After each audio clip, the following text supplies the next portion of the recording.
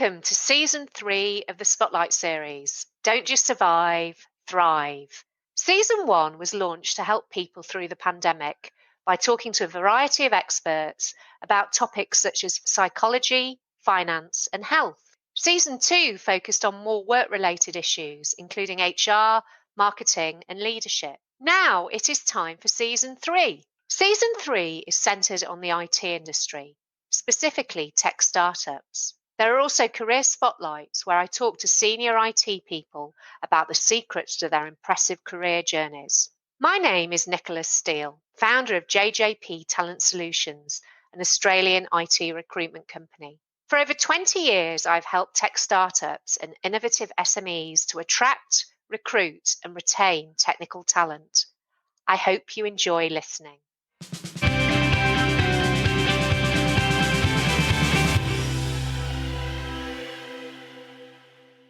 I'm delighted to introduce Steph Khalil. Steph is the founder of an early-stage startup called OnRoute App and is in the last cohort of the Activate program with River City Labs. Today, we're going to talk about the challenges of being an early-stage startup founder and Steph's plans for the future. Steph, thank you for joining me on Season 3, Episode 4 of the Spotlight series, Don't Just Survive, Thrive. Thank you for having me. My pleasure, Steph. Thank you. So, Steph, tell me a little bit more about your personal story and how you've got to where you are today. Yeah, it's interesting when people ask that question, you sort of are made to sit back and reflect. But I guess I've always been a problem personality, if you can call it that, otherwise known as an entrepreneur. I was never really quite settled in the idea of, there's a certain list of career pathways and that's sort of the set path for your life. Or as we would drive in the car, me and my brother were definitely the type of people to randomly come into conversation of, oh, wouldn't it be cool if this existed? Wouldn't it be cool if this existed, and talk through that solution? So I guess you can say that it's always sort of been a part of the conversation of my life unknowingly. But yeah, I went to uni, did health sciences, ended up doing Masters of International Public Health, went into the route of research and project management and business development, all in the community development, public health sort of sector. But even during uni, I had come up with this idea of OnRoute, and alongside we're sort of trying to find my way through what it meant, firstly, to bring new tech into the world and what managing a startup or starting a startup would even look like. I was in, I think, my last year of my undergraduate or second year, something like that. And I was just working a casual job as a receptionist. Didn't even really know how to lodge my tax return, mostly because I wasn't earning enough to even lodge a tax return. Had this idea, and for 3 months was searching what to do with a startup idea. Well, actually, sorry, startup wasn't even a term, what to do with an app idea, and spent 2 years just trying to immerse myself in different programs, and definitely met a lot of interesting characters, and ended up here, which, I mean, timing is everything. And I think the experience that I've come to today has really been able to put me in a position now where I'm better suited to start a business, and a tech business, no less. So I guess that is my story in a very condensed version. That's fantastic. And I really love that story about you being a problem person, about constantly looking for new ideas and new ways of doing stuff and always asking why. You were probably quite an exhausting child, but those kind of, I've got two of my own that are a bit like that, but that kind of constantly looking for new ideas and new ways of doing things. Yeah, well, I think my parents would argue that I haven't stopped being an exhausting child. Yes, I believe mine probably would as well. But in terms of OnRoute, tell me a little bit more about OnRoute and the app and the whole purpose behind it. Yeah, well, it's interesting. It didn't always start as a travel app. When I first had the idea, I was driving somewhere. My friend was 10 minutes behind. She didn't know where to go up to a certain point. And so I had to get on the phone and direct her. And I was driving and I thought, oh, wouldn't it be so much more convenient if my route was just being left behind me and she could just see where I'm going? Because I'm a very visual person. For me, that would just be so much easier to follow. And so there was this initial idea thrown out there of follow me. Within that same day, it very quickly turned into something that, I mean, there was a realization that it wasn't going to be something for daily use. And there's this thing called the GPS. So if you know what the destination is called, you can just plug it in. So I had this realization, and my best friend was with me, and we were talking about this. And I travel quite a bit, and I've always had the problem of not being able to really explain or show to someone exactly the journey that I've been through. You kind of arrive back after your holiday, and people pictures, but can't really be bothered to piece together the journey. And you usually respond with, like, oh, yeah, my trip was good. Yeah, we saw so many amazing places. Personally, all of these stories would pop up in my head that I'd want to share, but it was just, it's too much. And you're never sure whether the person really was that invested in the answer. Yeah. And so, this quick way of being able to showcase your journey for me was really exciting. And as the company and the idea developed, it turned into something that, you know, you could also easily convert into something that's bookable. So all of a sudden, this repeated process of planning and booking a trip that your friend has gone or that you've seen on social media that you're looking at and want to do but don't know how to plan for, and are really duplicating the entire process that that person has just been through, is resolved as well. And I think, having worked pretty much consistently throughout my whole life, time poor is definitely a burden that is carried for, particularly for aspiring travelers, or travelers in general, where you have all these ideas of this trip that you want to do, but you just don't have the time to sit there and commit to really planning your dream trip. So all around, for me, it was a dream solution product. And I still have pictures of that night, actually, the day that I came up with the idea. With my friend was sleeping over, and just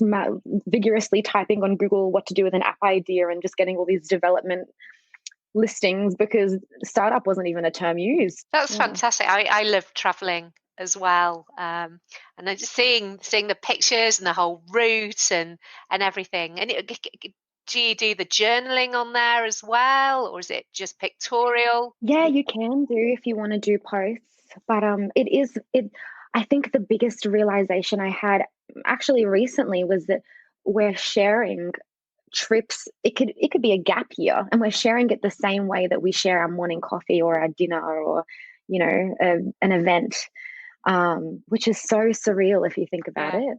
Although I guess the fly in the ointment with regards to travel is COVID. Yeah. What impact is COVID having on your app or your plans with regards to enroute? I've been pretty fortunate, given all the circumstances this year. You would think travel would be directly implicated, and it has.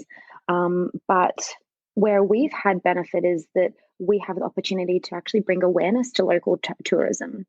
Um, Being able to map out a road trip through Queensland, and even incorporating Indigenous tourism and more unique experiences. And once it's placed on a route that someone else can pick up and look at for them to also experience, all of a sudden those more unique travel experiences that maybe seem like a lot of effort to research are placed in a way that actually is a lot more accessible. All of a sudden, an Indigenous tour around Brisbane is something that you maybe wouldn't have searched for, but it being placed in that route, it's like, oh yeah, actually I really could do that and experience things in a different way.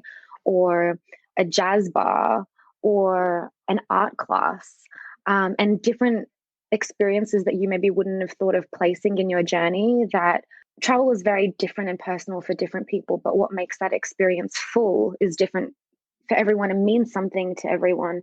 And so finding ways to include that in your travel journey, I think, is really interesting, and something I've had a lot of fun trying to incorporate into what the sort of routes can encompass on route, and be ready for people to pick up and do themselves, which is quite it's been quite good, actually. Yeah, definitely. And it doesn't have to be a gap year traveling around the world. It could be a day off traveling around No. Brisbane, as you say, and doing something different. And yeah, we are very lucky living in Queensland that, I mean, for example, in July I went to Noosa, August went to Surfers Paradise.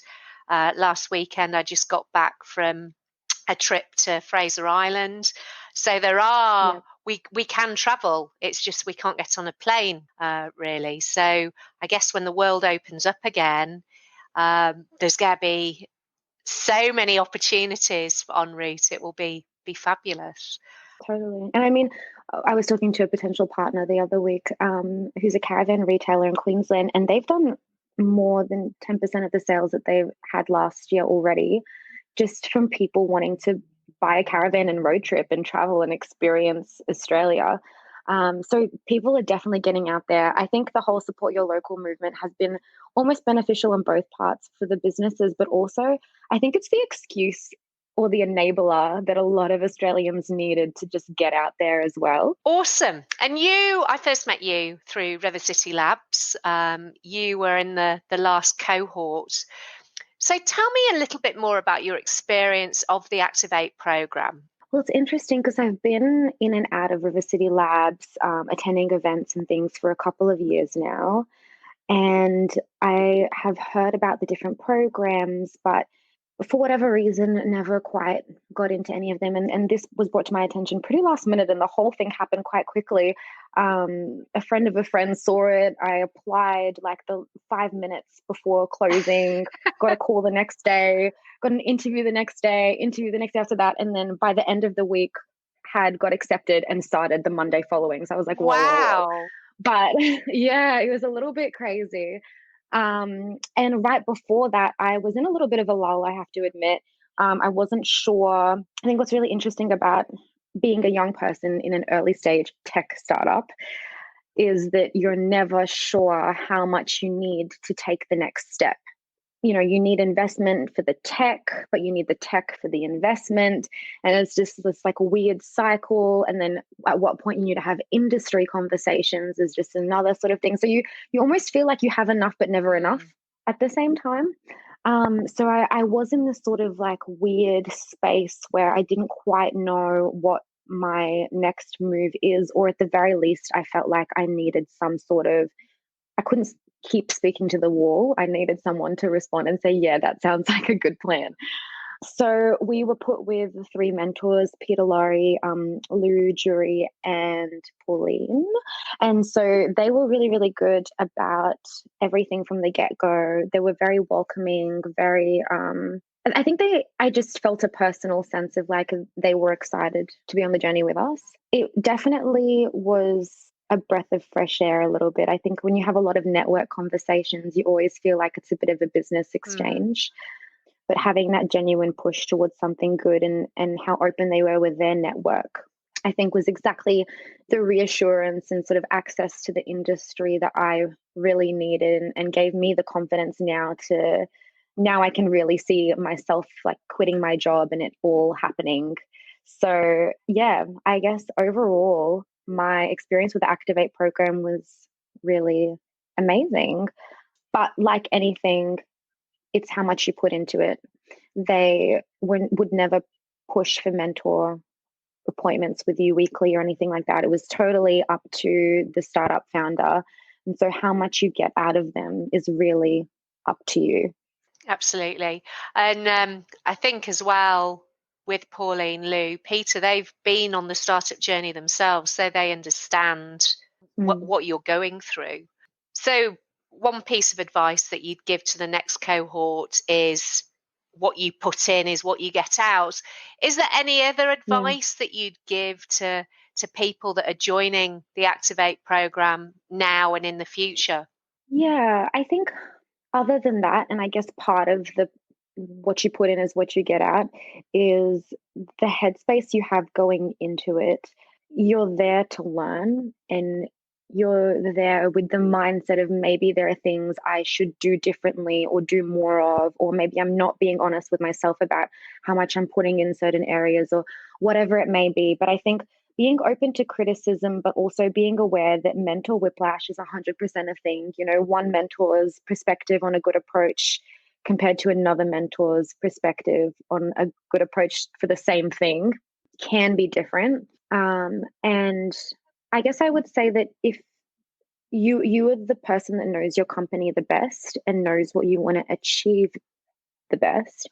And if you think that there's a decision that is going to go against the values that you want for your company and for yourself, then there is no harm in standing by that. But yeah, it definitely, your ego is going to get bruised, not even just within this program, but along the whole startup journey. And knowing yourself and knowing when you need to sort of accept that and make a change within is important as well. Yeah.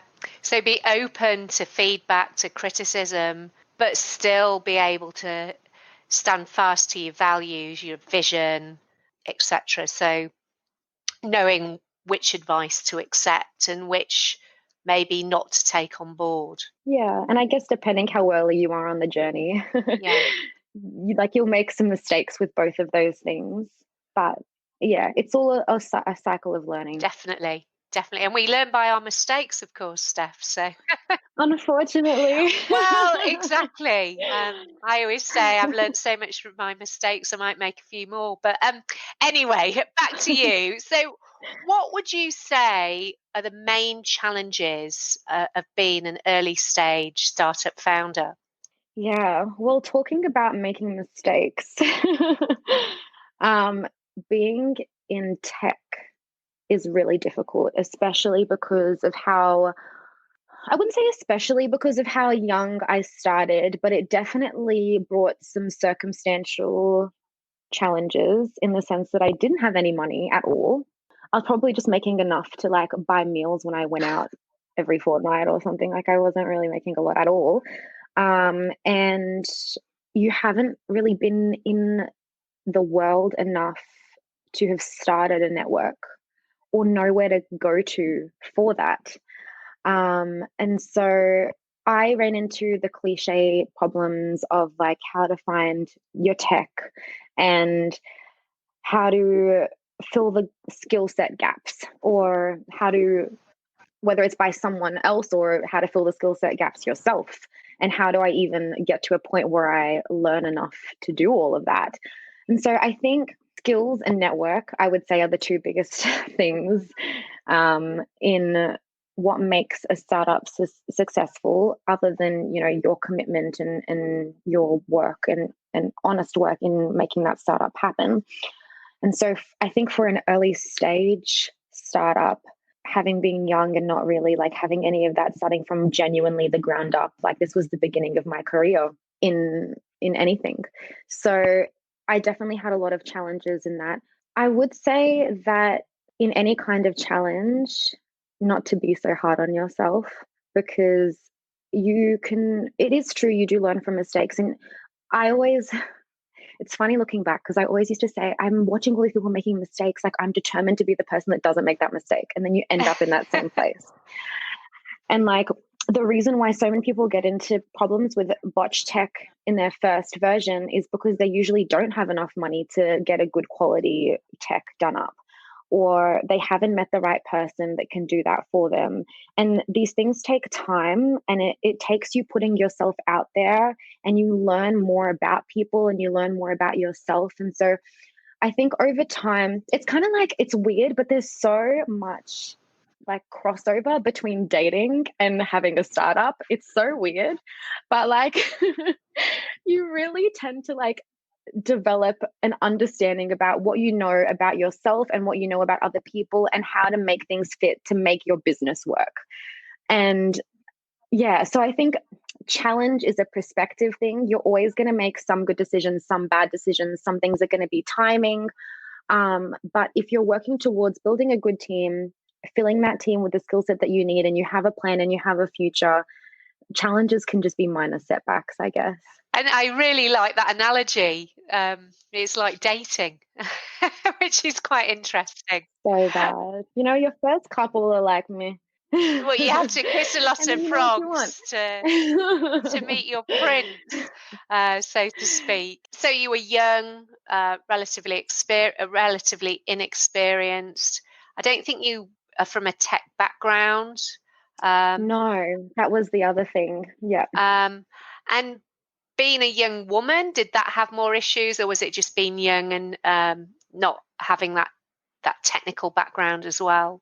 Yeah, it's an interesting topic, and I think it is talked about a lot, and I've had to delve deep. I guess when you are a young woman and you do notice things sitting across the table from a 50-year-old man who is an investor and already feeling a little bit young and inexperienced, and you do have this feeling of, is he gonna look at me like I'm just like the typical cliches of like I'm gonna be too emotional or too naive or too whatever as like a young female, and just not being taken seriously. Mm.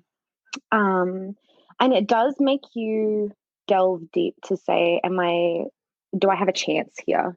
Or is me being a female something that is really impacting on my ability to have certain conversations or be seen in a certain way, or whatever else? And I think to an extent it is true.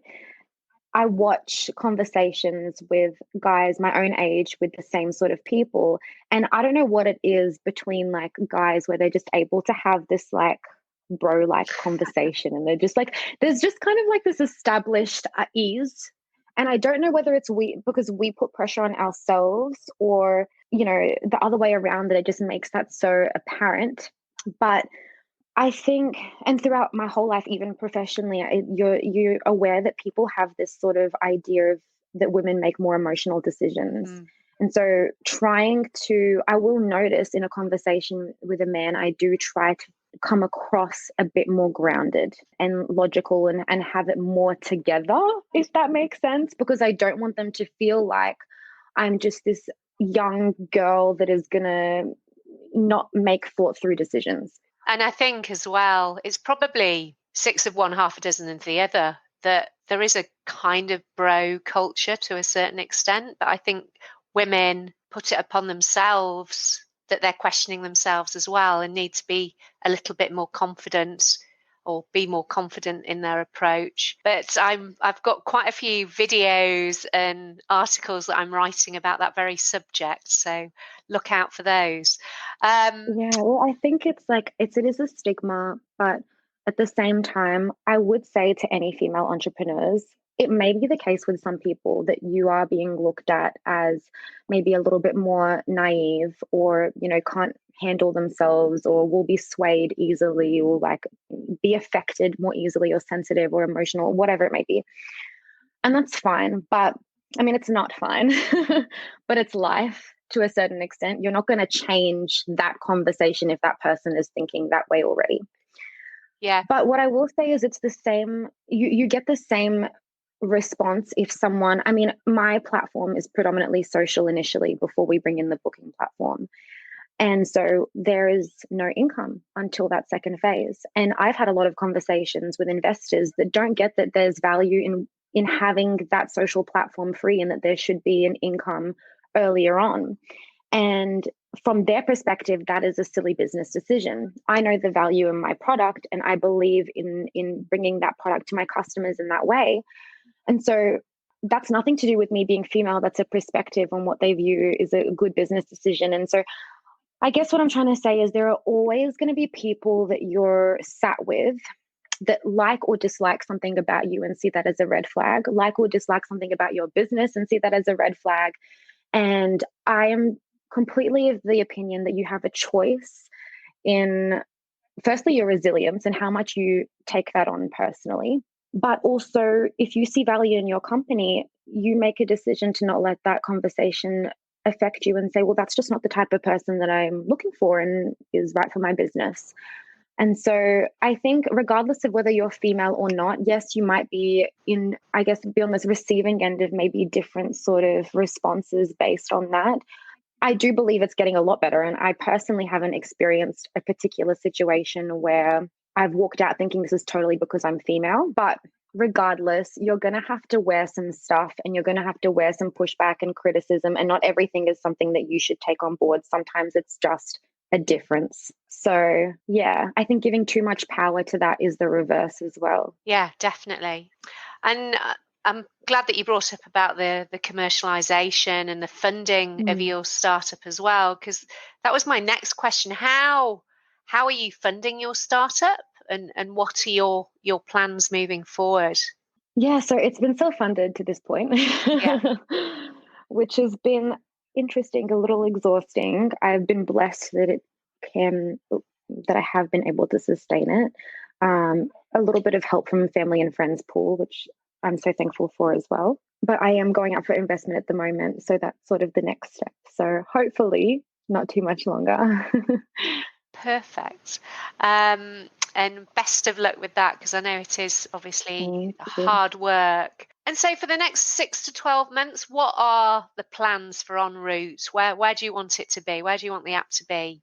Yeah, well, it's exciting at the moment. It is in development, so we'll be getting a product out shortly. Having some conversations with industry partners, and yeah, it's just all happening at the moment. So hopefully, in the next 6 to 12 months, people will have the product in their hands and can be recording their travels and sharing their experiences, and yeah, starting to build a community. That's fantastic. I can't wait to see it Yeah. all. That's really brilliant. Yeah, me too. And Steph, what is your end goal? Where do you want OnRoute to really go? It's funny because it has been a part of my life for a long time, and I think it has a lot of potential with the booking system. Yes, but I come from a humanitarian background as well, and it's something that's very close to my heart.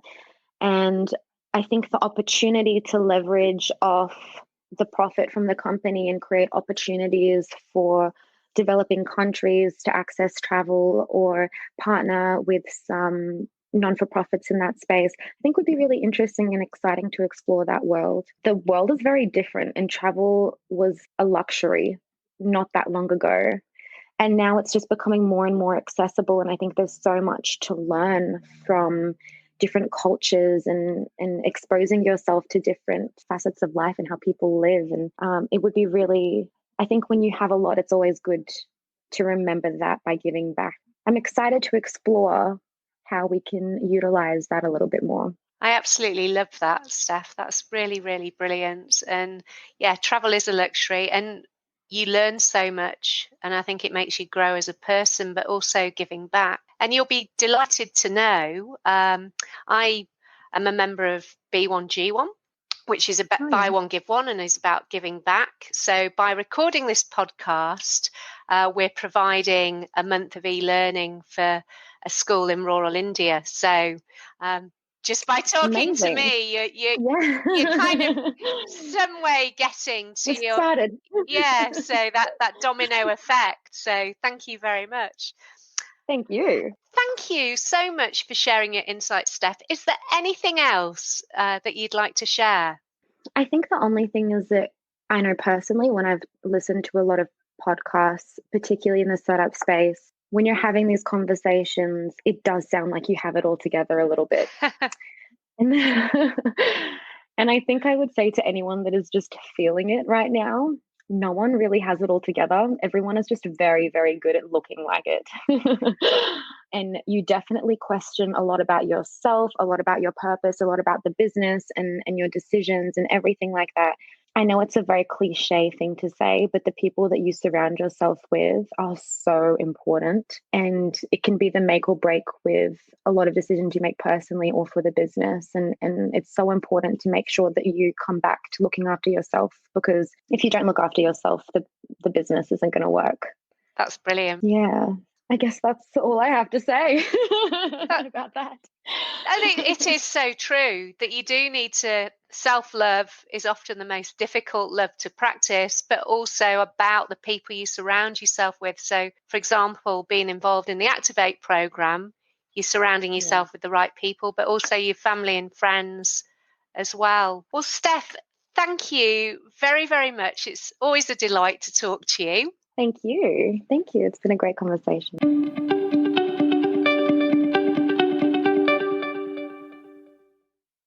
that you enjoyed this episode. Please remember to subscribe, rate, and review.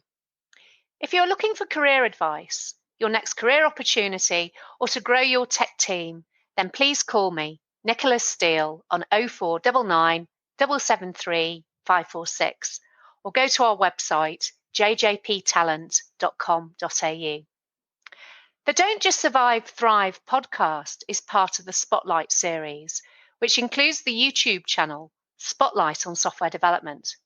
If you want more insights into the software industry, particularly tech startups, then subscribe to the Spotlight on Software Development YouTube channel. Thank you for listening. Until next time.